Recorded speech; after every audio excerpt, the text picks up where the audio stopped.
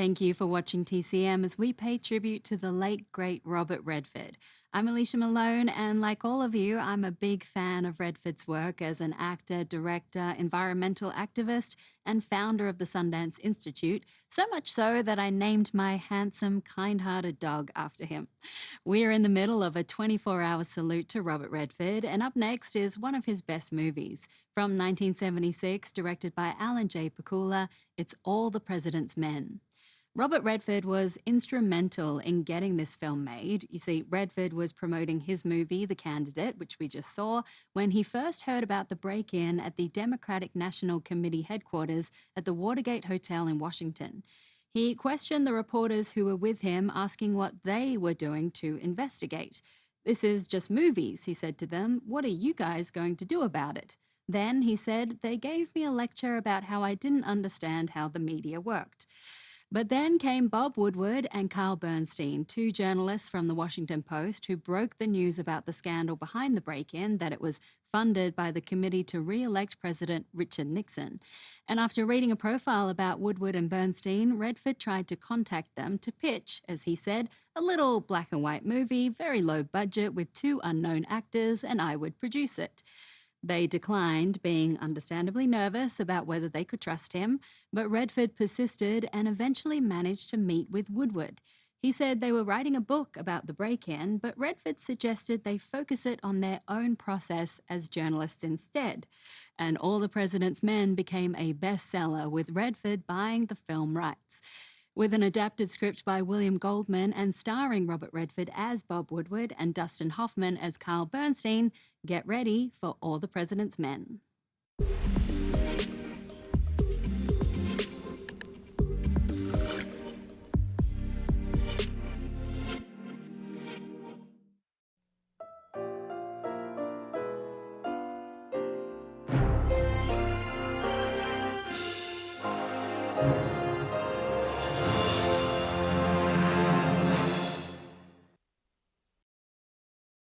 Robert Redford was very involved in the making of All the President's Men, buying the film rights to the best-selling book through his production company.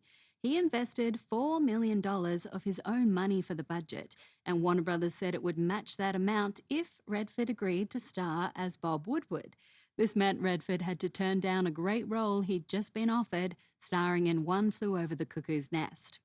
Once All the President's Men was greenlit, Redford threw himself into production, overseeing William Goldman's script, hiring Alan J. Pakula to direct, and choosing Dustin Hoffman to star alongside him as Carl Bernstein. Coincidentally, Hoffman had also tried to buy the rights to the book, intending to play Bernstein. All the elements came together, with All the President's Men becoming a commercial and critical hit, winning 4 Academy Awards, including for Jason Robards' supporting performance as Washington Post editor Ben Bradlee. Even the real Bradlee was impressed, saying, "The question is, does it reflect the verities of journalism and investigative reporting and what was going on in terms of Nixon and the White House? I thought it did just that."